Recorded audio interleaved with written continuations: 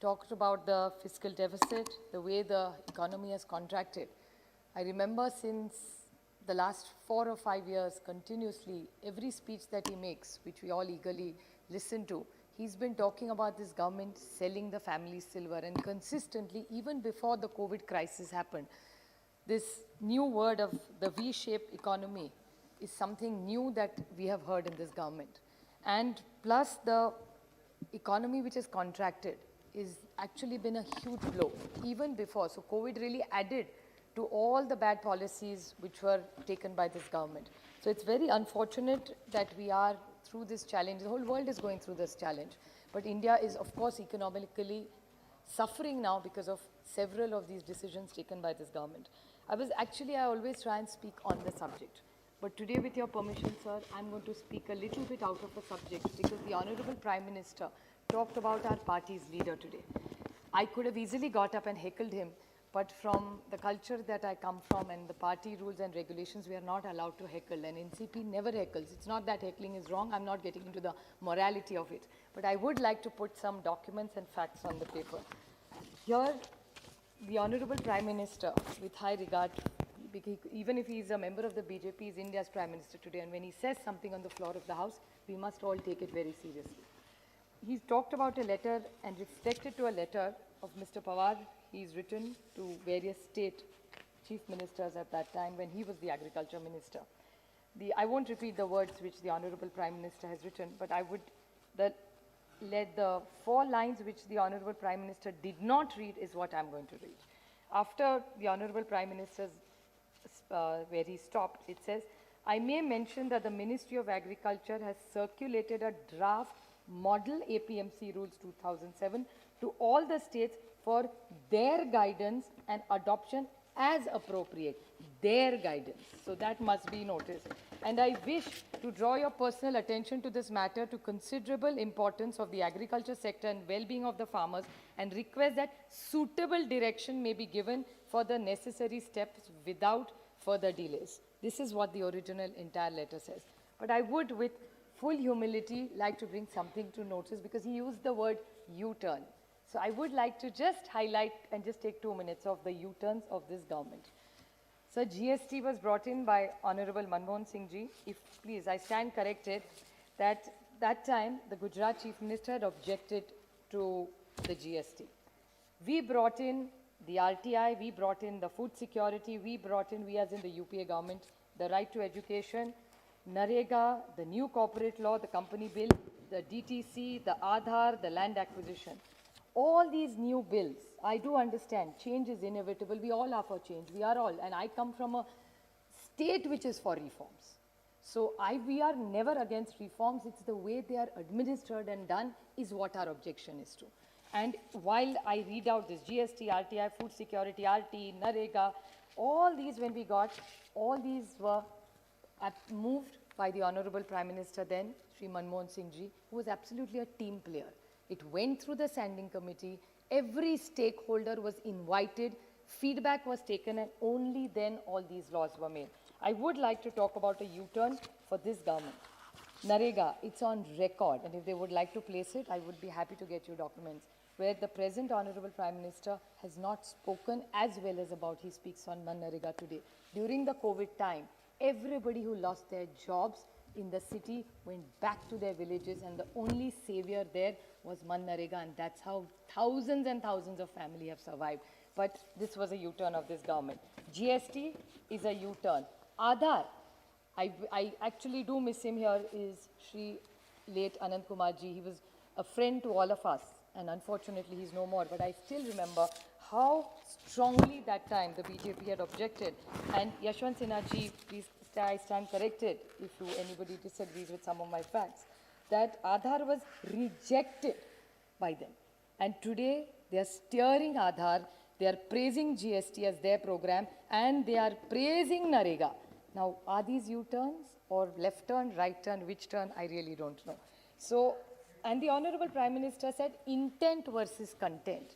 Everybody has a good intent. So when they do it, it's intent and content. And when we do it, it's a U-turn. It's a little unfair, especially coming from such a high office. So I would just like to put these things on record. that these things happen, and they are always demeaning institutions. Why do they always need the ordinance route? If they really wanted to bring these laws, why could they not take this?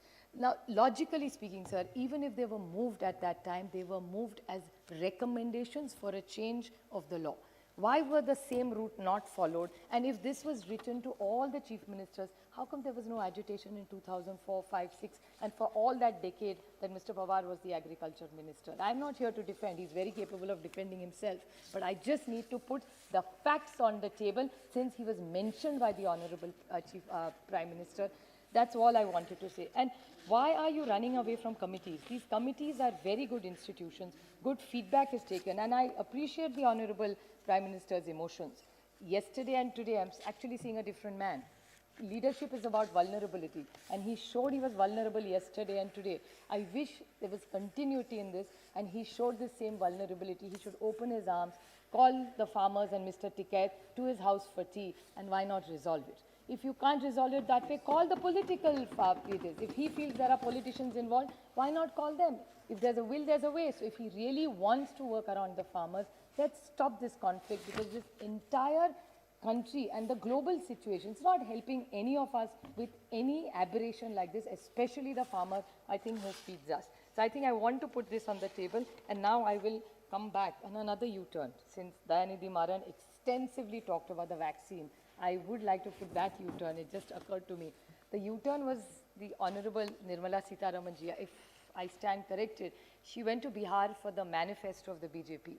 And she promised at that they would give free vaccination in Bihar.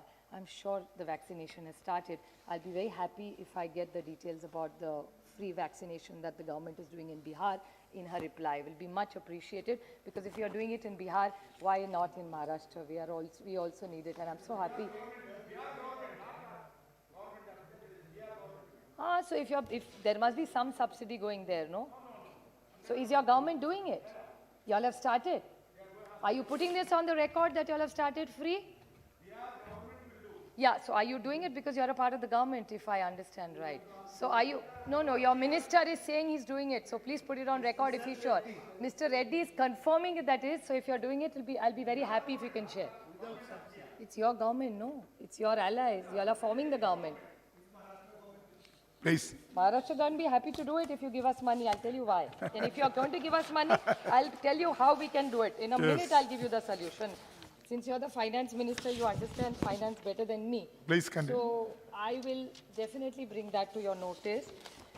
Now, there are 2 points I need to bring to the notice of this government.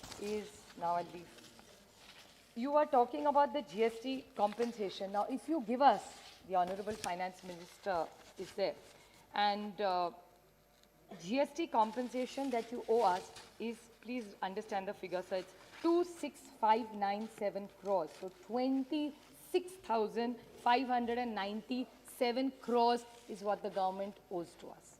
So now, if you give us that money, we'll be happy to give the free vaccine. So if you give us this money, all our social sector programs are stuck because this compensation hasn't come. But I do like to give one thing to your notice, which is the difference between the finance minister, not you, the finance minister of cabinet, vis-a-vis our finance minister of Maharashtra. There's one huge contrast in this, that this finance minister of India has taken 12 crores from every MP without even asking us. It was, they just took it away from us. And today, everybody who asks us, कि भैया हमें MP lead चाहिए, वो तो मोदी जी ले गए MP lads कहाँ से दे 2.5 साल के लिए तो कुछ नहीं कर पाएंगे हम. And exactly opposite in the state, no MLA from all the 4 parties. This is the difference between Finance Minister of India and Finance Minister of Maharashtra. Finance Minister of Maharashtra has made sure every MLA, including from the opposition, gets 5 crores every year. No cut. 2 भी दिया, उसके ऊपर से 3 crore भी दिया. So they are giving 5. So obviously they are doing something right, considering GST is not coming, but they are managing something well. So I think maybe you all should pick a leaf from the Finance Minister of Maharashtra, Shri Ajit Pawar. I think he can guide you all run the ministry a little better. I mean, it's always good to take good ideas from people. The other thing is the FRBM Act. Now, the FRBM Act is something of really concern for us, because you have to very urgently bring this act, because we cannot borrow. Central government is borrowing money, as Saugata Roy ji always said, they have family silver to be sold.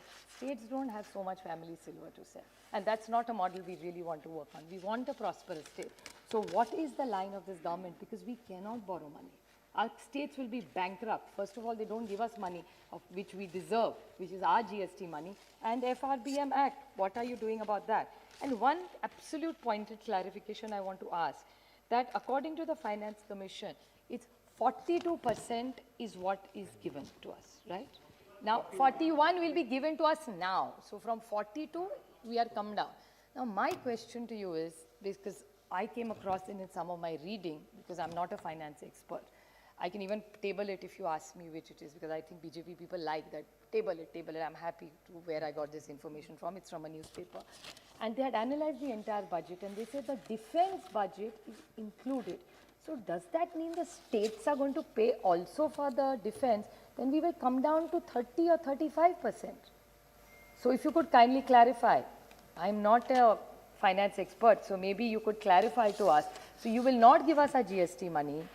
This FRBM Act we cannot borrow, and we have to pay for the defense of this country. Then what are the states left to it? And this is what you talk about cooperative federalism.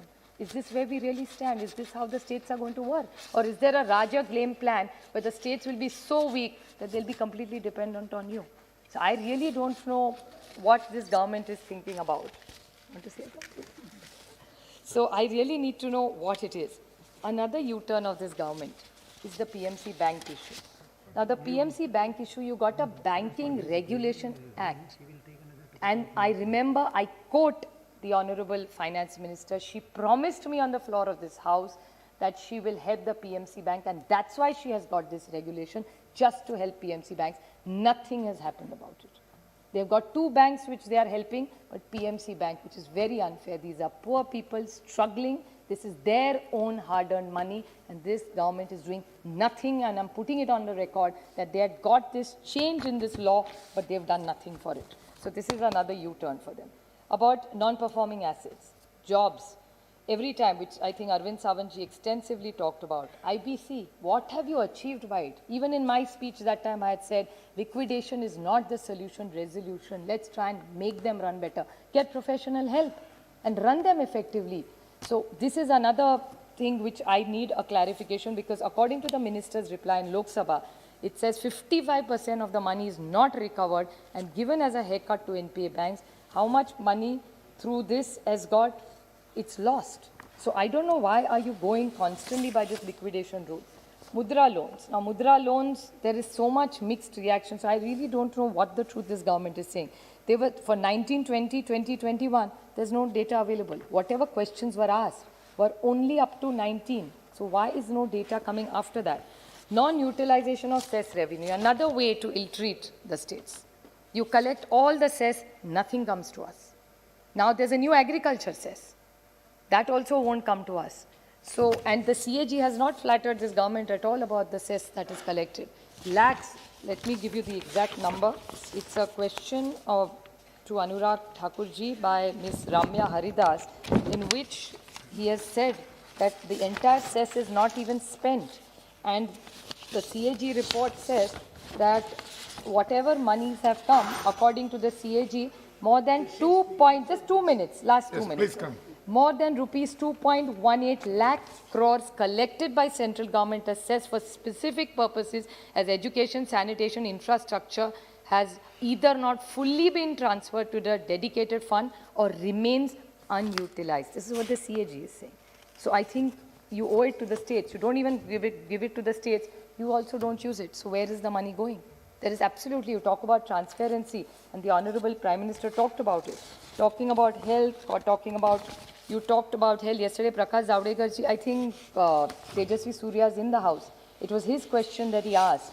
And Honorable Prakash Zavadekar ji answered, and he said, oh, it's a continuous process. Monies will keep coming. There's nothing in the budget. And he said 600 crores is more than enough for students' education, online education. How much money really went, even to JNK? There was no 4G available, so how did the kids study? So 600 crores is clearly not enough. I think all of us are aware that this online education, and in your government's new education policy emphasizes on doubling the government's expenditure for education. You have reduced it. You haven't doubled it. So whether it goes about healthcare, I won't take too much time and repeat any of my points, be it nutrition.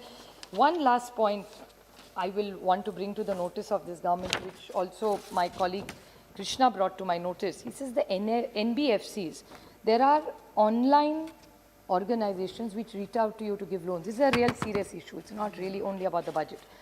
And there is something called cashbean.in, which pop up on your mobile phone, and you can get a loan. That time they don't tell you what the loan is, and then they harass you, and now there is no regulation for this NBFC. So what is this government going to do about this? And these pop-ups are going to come, repayments, and they have the company size. I am not concerned about what the name of the company. There may be many companies. It's not a personal thing at all. But doesn't the RBI regulate this? And the company size has become 1,300 crores in 1 year.